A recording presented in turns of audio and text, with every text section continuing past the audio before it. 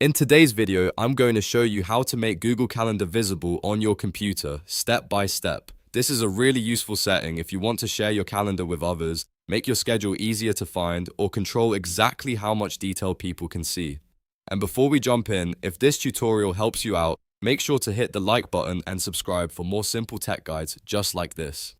Alright, let's get into it. First, open Google Calendar on your computer and make sure you're signed into the correct Google account. Once it's in, look toward the top right corner and click the settings icon, which looks like a gear. From the menu that appears, click Settings. This will take you into the full Google Calendar settings page where you can manage visibility, sharing, permissions, and more.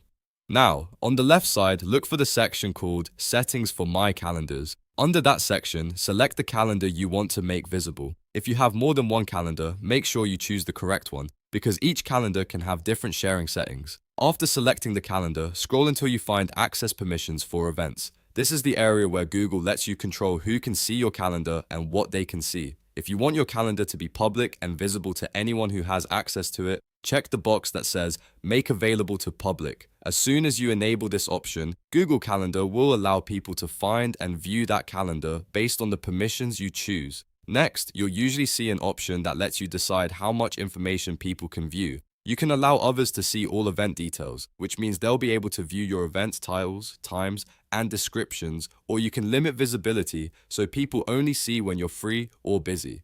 This is a great option if you want to share availability without revealing private information. Take a moment to choose the setting that matches your needs. If this is for work, school, or a public booking calendar, you may want to keep it limited to free and busy. If it's for a team or shared planning calendar, full details might make more sense. Once you've chosen the visibility option you want, your Google Calendar is now set to be visible according to those permissions. Just remember, making a calendar public means anyone with access can potentially see it, so always double check before saving or sharing, and that's it. Now you know how to make Google Calendar visible on your computer.